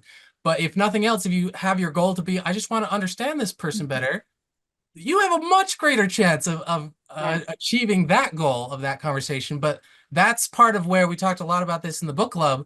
Our hearts have to be in the right place. We have to respect the other person and be at a place where we don't want, to force them anything they don't want to do. We just want to start with mutual understanding. And unfortunately, it really has to start with, we just want to understand them. And that is just the best chance to get them to care about our side. But really, there's no guarantee of that. Were you going to say something, Landon? Sorry, I think I cut you off. Oh, I was just going to say that I've been podcasting with Rebecca for 2 years and she is always right. So. Oh, well, good. There it is. I'm glad I let you save house. Yeah, there's never any argument on it. You're right. Well, but sometimes I think about mixed faith marriages, just some of the most devastating scenarios that you see when somebody's left the church and somebody hasn't.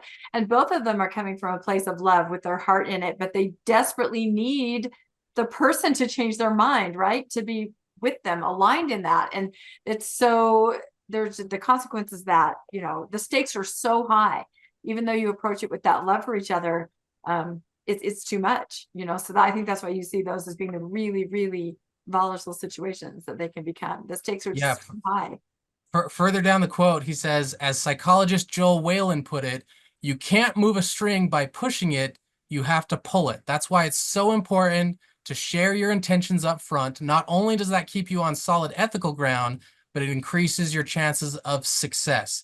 If you don't do this, people will often assume your intentions, and whatever they will whatever they assume will then become in their mind your actual position, and you run the risk of having a very different conversation than what you intended. If they believe that your position is that they are gullible or stupid or deluded or in the wrong group or associating with a bad person, then of course they will resist, and the facts have now become, by your actions, irrelevant. Maybe you can't push a string. I like that. Yep. You gotta pull it along with their agency. So anyway, have your goal initially not to be change their mind. Just set the circumstances where people change it themselves. Love them, make them feel safe around you, validate their values and the good that you do see in whatever is the difference. That has, again, the best chance, it's no guarantee, but the best chance to have them be open and have better conversations. Okay, so this is where we get into how minds shift and change. We talked a lot about priors, but he's giving now more examples of good conversations, good mindsets, good habits to have in conversations. Attract the yellow luminate, giving you a black and blue dress. So your priors, the priors you bring to the situation, in this case, visual priors, perceptual priors, are what determines how you will disambiguate the ambiguous. And this is something that I use to get into the idea that we were talking about here, this subjective reality solipsism thing, which is, that's true for every single thing that we encounter in life. All the experiences we've had thus far, all the priors we bring to the situation. When something's uncertain or ambiguous, we will disambiguate it via those priors. And there's a model that they use in that the neuroscientists who studied the dress is called SURFPAD. And I love this, this framing. Substantial uncertainty in the presence of ramified or forked prior assumptions will lead to substantial disagreement. Ramified meaning branching, which just means there's a line, and above that line is all the things going on in your brain, all the nature, nurture, and experiences you've had thus far. And when you encounter something ambiguous, you will disambiguate it through those things. And if your disambiguation is different from somebody else, you will arrive at a completely different subjective reality from them, and you might disagree a whole lot. And it relates to everything we've talked about so far, whereas you can imagine people looking at the dress and saying, it's this color, no, it's this color. And if you wanted to get into a debate about which color it is, a debate in which one person ends up being the winner or the loser, right or wrong, you will get nothing out of that, because neither person's right, neither person is wrong. It's a matter of trying to investigate, why do you see it differently? And unless you get into that frame, you'll never even think about approaching it from the perspective of, oh, this must be something to do with neurons and retinas and visual priors. All that would be left off the table if you stay in that debate frame. So that's how I get into that topic. And that's something I think is a really useful way, a very neutral way to talk about these topics. Yep. So just start off. Why do you see it differently? Not, I have the facts. We've talked about all this, but any other comments before we move on? Oh, it's just really good, because I feel like as post-Mormons, nuanced Mormons, we need these techniques, because we find ourselves in these situations, I would think maybe more often than other people, especially about religion, with family and friends that we're still closely connected. We find ourselves in what could be a confrontation quite often, especially at family events and things like that. And so these are tools, these are techniques, these can save lives. Yeah, as a result of reading this book, I've made a list of what I feel are like my family members' most important subjective beliefs from the church. And I'm forcing myself to be like, okay, this belief about follow the prophet, my innate reaction is like, no, you don't have a vertical morality system. You don't give up your agency to someone else. It's better to do it this way. But I'm forcing myself instead to be like, okay, what are all the pros to that? Like, can I appreciate having a moral guide in my life? Yeah, that makes sense. You know, like I'm reframing all these things that I think are negative so that I can approach them with more respect and understanding and love about things that I still at the end of the day disagree with, but it's on me to come into the conversation with the right heart and respect. I will say disambiguous is my new favorite word. Ambiguity. I can't even pronounce it. I know. Yeah, disambiguation. It's tough, but yeah, any principle or value has some ambiguity and will be disambiguized through our priors. And if we can see that, oh, our priors are different, that's why we're different. It's not necessarily a black and white, right or wrong. We're just massively increasing the chance that that conversation can go better. Okay, so he gives another example of a conversation where you disagree that I really like. So in this case, the two people disagree about a movie. All of that gets assuaged by addressing it directly, building rapport in the conversation early, generating this sense of trust with the other person. You're trying to create an environment that's like, if you go watch a movie with one of your friends and you're pretty sure you love it, and you get out and you can't wait to talk to them about it, and they say, I hate that movie, and you don't think, well, we can never talk to each other ever again, or I don't trust you anymore. What you end up doing is getting into one of these like shoulder to shoulder conversations where you're like, well, tell me what you didn't like about it, I'll tell you what I did like about it, and you kind of move each other a little bit. That can only happen in an environment of trust and safety. And you're totally right. Like the fact that you can watch on and be an argument taking place between two people, you don't have any of these pushback feelings. And there's even something called narrative transport in the literature, where this is why a lot of movies and books are so successful at generating change in the culture, because you are an onlooker and there's no urge to create counter arguments while you're watching the thing. You just let it happen passively, and you can allow the arguments to sit out there, and you can take something from it that if you were being told this, if you were being pushed in some way, you would push back, and the other person would push back harder, and you get into a loop of pushing, and you leave the opportunity to learn anything from each other. Well, yeah, so the power of narrative, I love that idea of like, don't make your examples personal. Use the examples of like a third party that you both agree on. Stephen Hassan has a whole literature about, if you're trying to get someone out of a high control group or cult, you don't talk about the cult. You talk about something like communism or the Moonies, something that is equally destructive, that maybe uses the same techniques, but is not personalized. When you personalize it, that's what gives people that defensive reaction. When you are neutral, then it's a lot less likely. I know I hear that a lot, where post-Mormons will say, oh, I had my family sit down and watch this documentary on Scientology. I was hoping, and they just said, oh, those poor people. They couldn't see any parallels. But then there are stories where you do start to see parallels. And I think just kind of taking yourself a little bit out of the situation. I mean, it's kind of what COVID did, right? We all removed ourselves from what we were doing and looked at things in a new way, had new experiences, kind of shifted our brains around. And some of us came out a totally different person on the other side when it came to a high demand, high control situation. Absolutely. And I love this summary I'm writing of like, why does one person have one reaction about watching a Scientology documentary? Another person has a completely different reaction. It comes down to motive, perception, community, and incentive. Like, that's why they interpret it differently. They're just in a different place when that information came to them. That explains a lot of it, almost all of it. So we gotta respect that and understand that. Okay, now finally, the end of the presentation, the how, or at least, again, what has the best chance of changing a mind. So we've already talked about step 0, getting your heart right. You got to answer this question. Why do you want to change this person's mind? Why is that so important to you? At the book club, someone gave a very vulnerable example of like, my main motivation is I want validation for my new life. Yeah. I want someone to agree with me, and I'm searching for validation.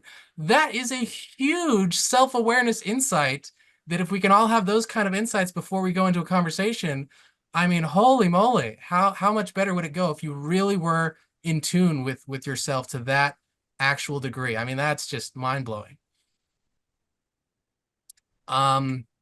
Your goals should be more modest. So don't change minds, but instead build rapport. You want to just compare two different things. Or as street epistemology focuses on, you just want to talk about their reasoning process. How did they get there? And why do they find those things convincing versus other forms of establishing truth? Help people unpack their life experiences. This goes again to, like, if you remember nothing else, don't talk about facts, talk about your experiences, share your story, ask for their story. Make the bulk of the conversation about them and how that Chesterton Fence was constructed. How did you get there? And then again, on our end, hold our positions more tentatively, have more intellectual humility, know our priors and our innate natures. And then shift from that debate mindset, which again, when you do that, you're just encouraging the other person to think of counter arguments, and then it's a debate. Shift from debate to compare, learn, I want to understand. That mindset will get them talking and reflective and more open and malleable than facts or you're wrong ever has a hope to do. And then, make people feel safe and heard, which I would argue is included in step 0. All right, so the podcaster kind of pushes back against that. He gives an example where, like, well, when I try to do this, people are still so emotional. So how do we rein it in? How do we do this well? How do we manage that? Because people fall in love with an idea. A great example I like to use, Mother Teresa. You go to somebody and you're like, well, Mother Teresa was actually not a good person and did a tremendous amount of harm and was an extremely troubled person at the very least. We don't think she was a saint. And people who know nothing about Mother Teresa, except she was a nun born in Calcutta, she's Catholic, that's all they know. They know nothing specific about her except they fell in love with the idea that she was a saintly old woman. They'll just flip out. I mean, they're not interested in discussion. The defense modes kick in and they are saying, they actually attack the messenger. Who would ever say anything untoward about Mother Teresa? So how do we manage that? Because emotion so often, us falling in love with ideas, we're all guilty. How do we get around that? Well, that is a great example of generating reactance. If you were to approach a person who loves Mother Teresa and you're thinking, I would like them to not love Mother Teresa, the first thing I would ask is, why do you want to do that? Like, what is your motivation? Let's start with let's have a step 0 in any stepwise process. What is it that you're hoping to do here? What is driving your desire to engage in that dynamic? And let's get as honest with yourself as possible about it.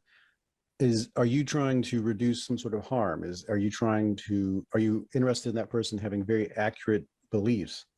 Is this something about you want the world to be all fact-based or do you have something against religion? What is your personal motivation here? Get very honest with yourself first, and then approach the other person with that same sort of curiosity. What is motivating their desire to hold that position? What is driving that attitude they currently hold? It probably has very little to do with facts about Mother Teresa. Most likely they had an attitude, a value, a social structure that all generated the motivation to look at all the evidence available in the world and cherry pick it for things that paint Mother Teresa in a positive light. Wow, just a great summation of all those things. But yeah, why is it so important to you to be like, well, this woman that you have a good view of, is more nuanced? Like, are you honest? And if you don't share your intention, they're going to assign you an intention. You just want to destroy a good person. This is character assassination, blah, blah, blah. So you got to be really aware before you go into a conversation. I know. I think there are some conversations, like I think about conversations with family about, having left, and the motivation for their conversation is, I'm never going to see you again in the next life because you left. So their motivation is life and death. It's fueled by love, and it's, please come back. That's my motivation. Those are really hard conversations because you understand their motivation. And likewise, Right. you don't want to, say to them, well, we're all going to die and none of us are going to see each other again. I don't want to share my point of view. Exactly. Because then you're blowing up their world. Yeah, But you're kind of stuck because they're asking you one side, they got the moral high ground in that they're trying to save you. And you're just trying to say, I don't really need to be saved. But yeah, that's a great example. And I'm going to go back to this list of motive, perception, community, and incentive. What incentive do they have to give up this plan of salvation, families, eternal happiness, what motivation do they have to give all that up for we die and there's nothing else after that? Like, there's no motivation there. Like, we really have to get real about what we're asking of people. We're asking a lot of them to even just listen to us. Like, it's again, if you understand the psychology, it's very reasonable for them to view us as like, oh, something happened to them. I don't want the same thing to happen to me. Like, we really have to get real about what we're up against. And I think it's also based on how much you value the relationship. I'm going to make some effort to perhaps understand my neighbor if we have differing points of view. I'll make some effort, but my child, I'm going to make a huge effort to understand what their point of view is and to try to come to consensus and to repair any rift. It depends on how close a relationship or how much you value that. That's got to be a factor in there. Because with your neighbor, you can go, well, I see it differently. See on the other side of the fence, but your family, you got to try everything to try to make it okay. Yeah, it goes back to that threshold of change. When it's your family, something you care about, your motivation is greater and you put more effort into it. But you can show how that motivation changes things very quickly. If, for instance, that person's talking to you and perhaps a family member, someone close to you just committed suicide, and you're going, oh, they're never going to be with us again because they've broken that covenant. Now that very same philosophy seems very cruel. Now it's not, we're going to be together. Now it's, oh, he's not going to be with us. He's going to be off alone and in a horrible place while we're all happy and together. And that's one of those things that then makes you say, maybe I need to reconsider this and reevaluate my position. Yeah, and just to go over what we said at the beginning, this is a core concept from the book.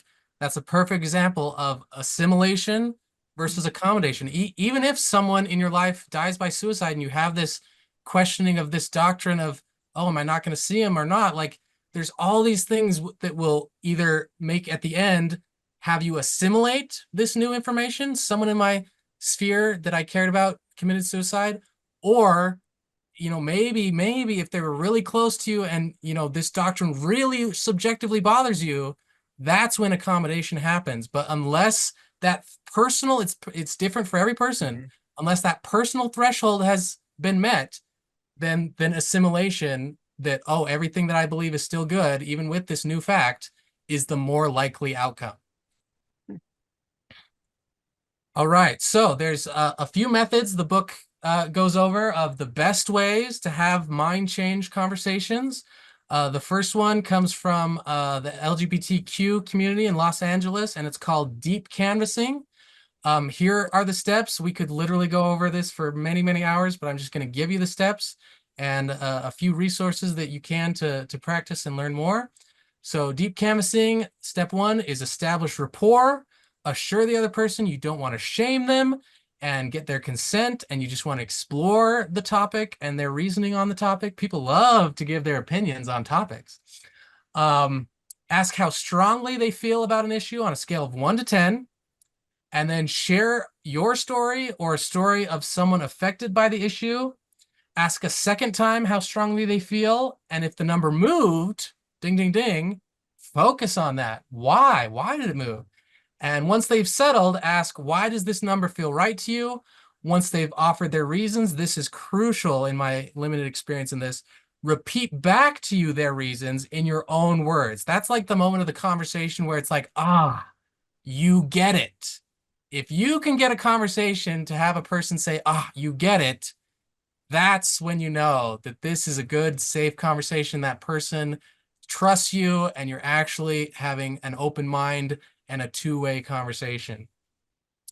But it says even do more than that. Ask them explicitly, have I done a good job summarizing your view, your position, your reason? How often do we do that in a conversation? It's very rare. And they say, go even further than that. Repeat your summary in your own words until they feel satisfied. And then ask if there was a time in their life before they felt that way, and if so, what led to their current position. Listen, summarize, repeat.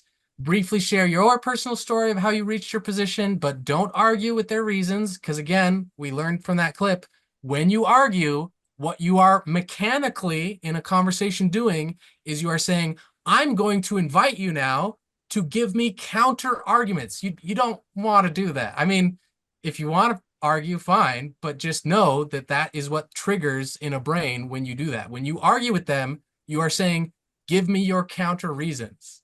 You don't want that conversation.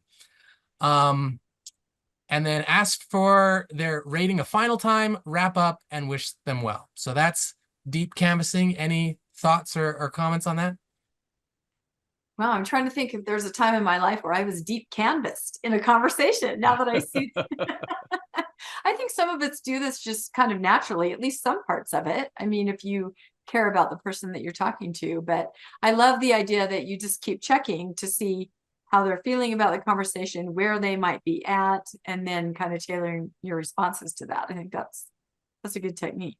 I think 9 is kind of interesting because, when I hear a personal story that overturns what I've seen, for instance, the November 15th policy, when that came out, I was an active member. And at first I said, this can't be true. This can't be right.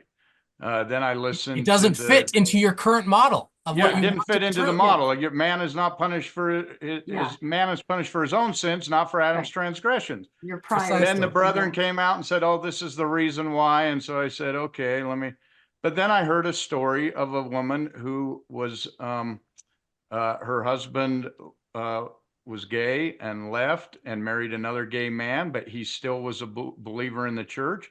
He still wanted his children raised in the church. The woman wanted their children raised in the church. So they worked it out. So their children were going to church. They were progressing. And then all of a sudden, this 11-year-old boy who's been baptized and who's grown up in the church with all his friends, they all become deacons and he can't become a deacon. Or their daughter who's 6 doesn't get to get baptized when she turns 8, when all of her friends get to be baptized, because her father is in a gay marriage. And I just listened to that and I said, I do not want to take a boy to scout camp. I was the scoutmaster at the time, and have to tell him, that because of what your father's doing, I'm sorry you don't get the priesthood. I'm sorry you get to come and do all these things with your friends, but you don't get the same blessings from God because of what your father chose. I am not going to be put in that situation. And this is wrong to put anybody in this situation. Here's a case where everyone wants this child to grow up in the true religion. And God's saying, nope, because what your dad did, you can't grow up in the true religion. You can't be a member. And that story alone changed my mind completely on the subject, where I said, no, this is wrong. This is wrong.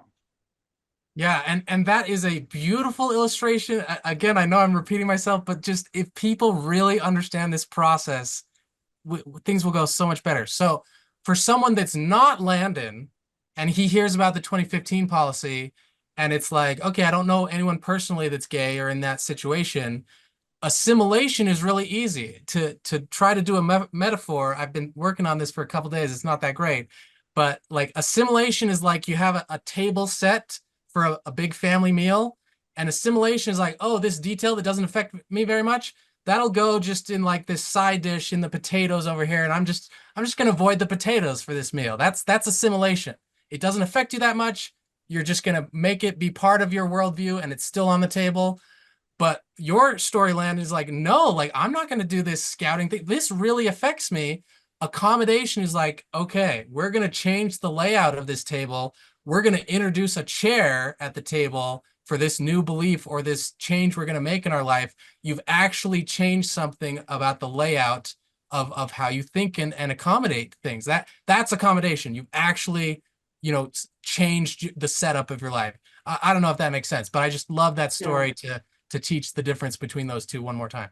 Yeah, it reminds me of our episode that we did where we found 4 same-sex couples and we talked to them about, and they were active LDS, trying trying to be engaged in the church. Some were in, some had been excommunicated, but they were all trying to remain in. And we wanted to interview them and see, how people treated them. This is all because of the Charlie Bird, who's in a great position in his ward, taking the sacrament, and the commonality of the ones that were treated well were our ward got to know us. They know us. They love us. They spent time with us. The leaders did. So even to the point where leaders were kind of forced from a moral authority above to take an action, the leaders were devastated that they had to do anything that would hurt their new friends. So it really is what once you change that paradigm, you change everything. Yep. And in the book, he summarizes at a place where, like, again, you're getting all these facts, but until your position changes, you're filtering those facts in a way where it's just like it bounces off. It has no effect until you actually have a motivation to be like, okay, like these things, I want to change my beliefs. Then you actually kind of listen to the facts and they affect you more. But before then, it's all about your priors and like why would you change your whole world if the pain isn't great enough? It's not going to happen. Whatever you throw at a person is just going to bounce right off. Okay, so the second methodology that is really popular right now, there's a whole course online. It's free. Just Google Street Epistemology course.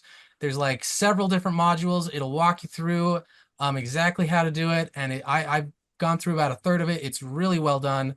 It really teaches the principles. But again, here's just the skeleton outline. Step 1, establish rapport. Step 2, ask for a claim. I like this one better because it really goes to what I care about, which is like, what is reasonable? What is true? What can we like have a conversation about and learn from one another about? It doesn't have to be a fact-based claim, though. It could be like, is strawberry ice cream, your preferred ice cream? It could be anything. But then step 3, you think is already done. But again, like we learned before, you're asking multiple times, do I got it right? Do I got it right? Do I got it right? Can't emphasize that enough.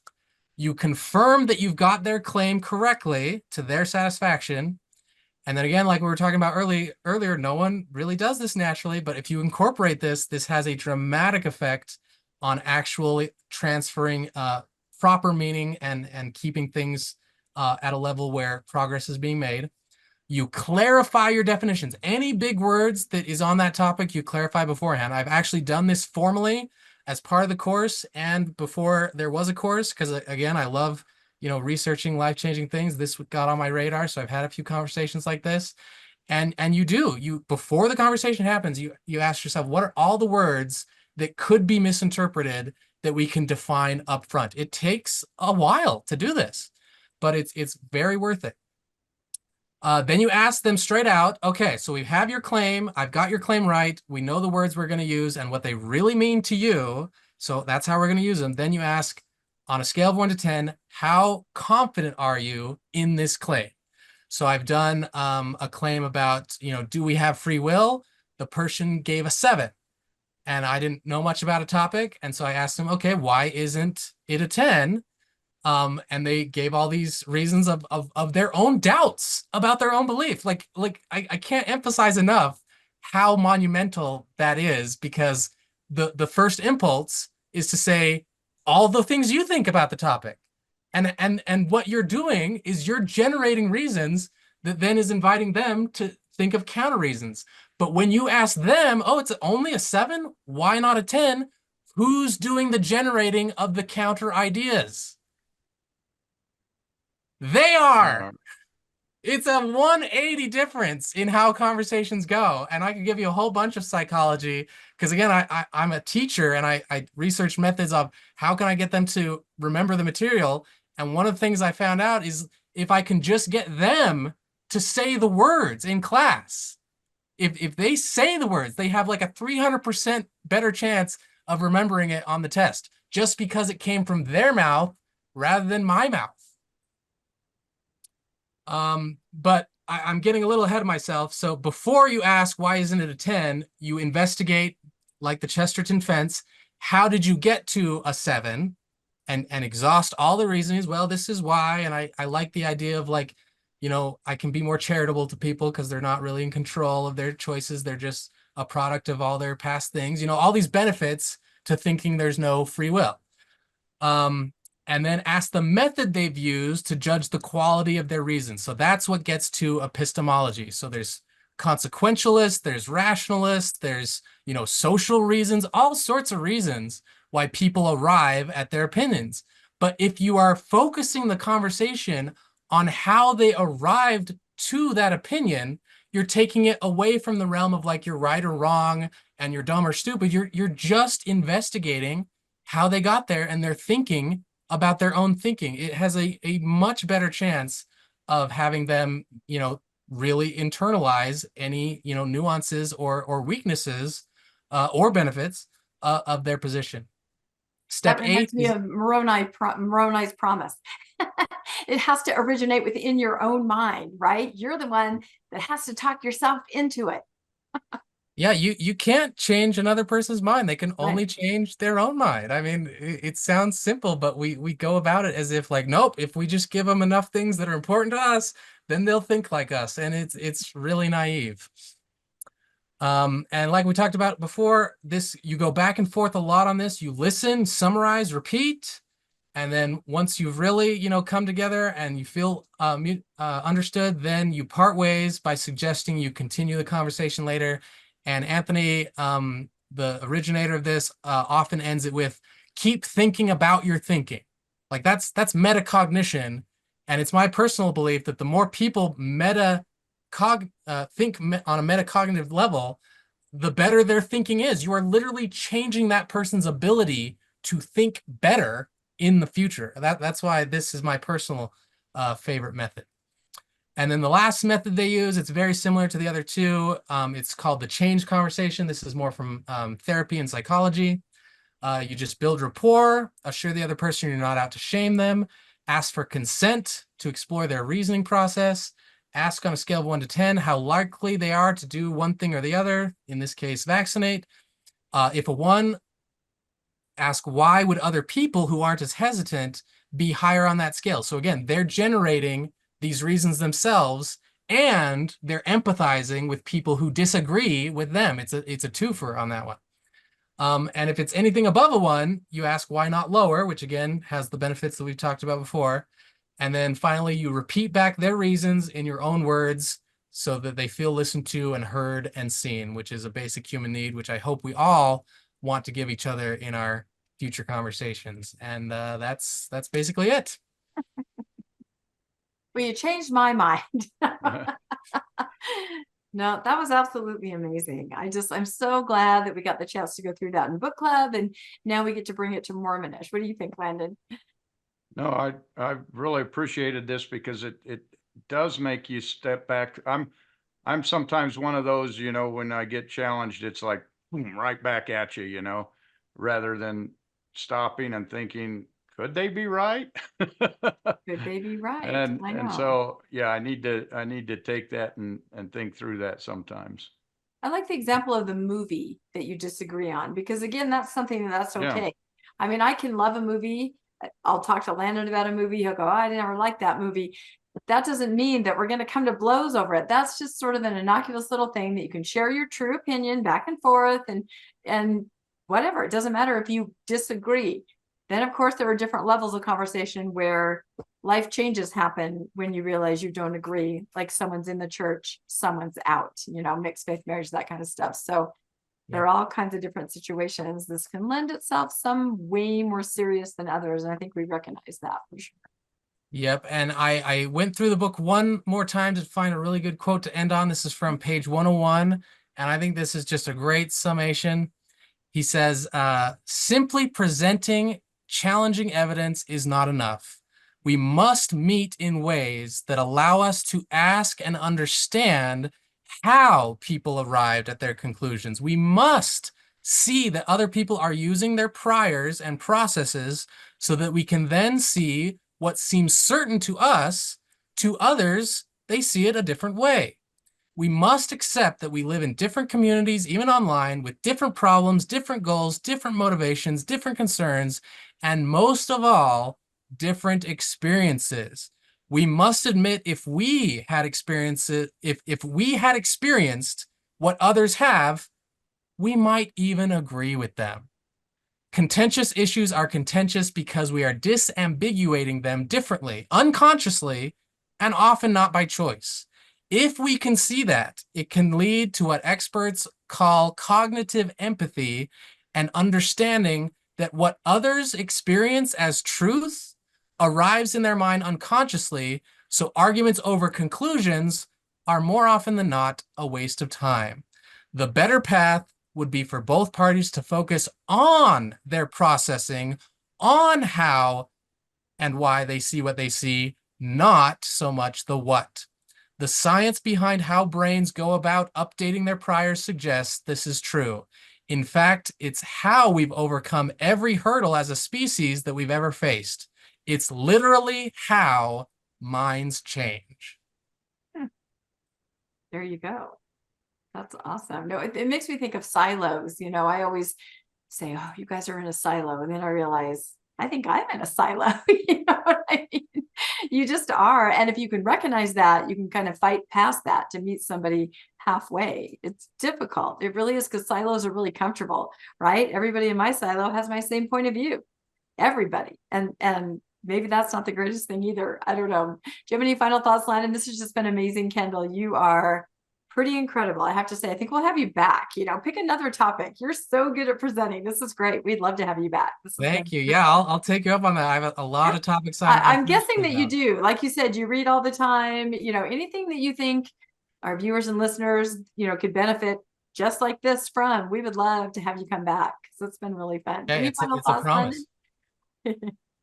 Yeah, I was just going to say, silo can feel safe. Yeah. But sometimes getting out of your silo is what really brings uniqueness to life. To see other points of views can really bring a lot of happiness as you say, oh my gosh, I learned a different way, or I've learned an additional way that I hadn't thought of before.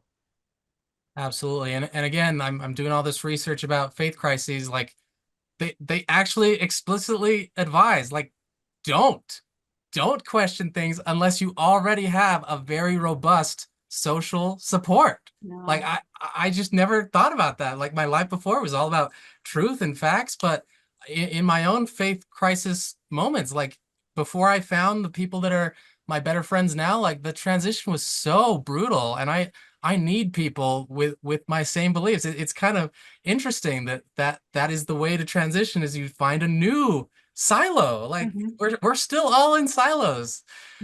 But I hope, and I will state that I believe that there are better epistemologies, better ways to arrive at truth. And I hope we can have those conversations with people in different silos and reach more consensus by applying these principles, rather than just approaching it by your silo is wrong. Rather they're different, and we kind of understand the differences. And can we come together a little bit more? And there it is. I don't think we could end on a better note. That was perfect. And we're excited for your book whenever that comes out, because I think this could be extremely valuable and important to people in a faith crisis or having gone through a faith crisis. Yeah, I have a bunch of research. It's all in Evernote. That's another course I teach on learned empowerment, is organization of information and stuff. And I have a whole section in Evernote all about what I'm going to put in the book. Wow. But my problem is I keep reading and adding to the research, and I don't so much sit down and write the book. But I will do it. Someday you have to shift or to ship. We need this book. We need it. That's going to be great. Well, when you do finish it, we'll have you on the Good Book Club. Back up. So, all right, everybody, this has been amazing. And I'm guessing there've been tons and tons of comments. I'm guessing everybody can relate to this. And so please comment and let us know. Does this resonate with you? Does it give you maybe hope for the future as far as having conversations? It did me.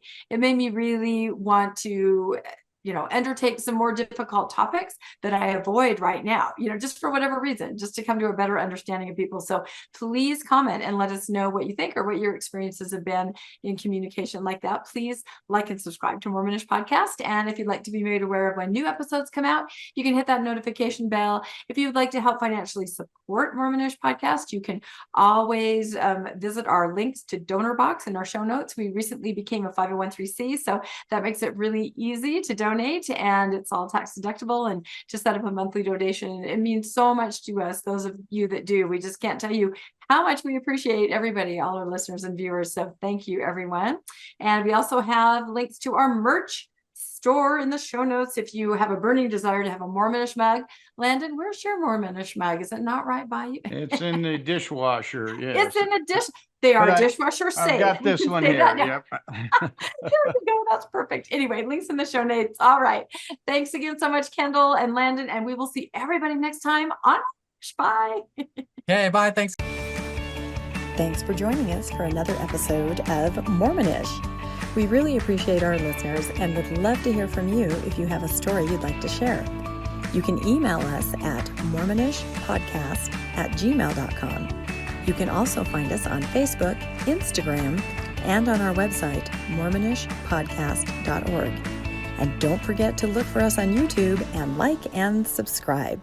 Keep joyful, everybody.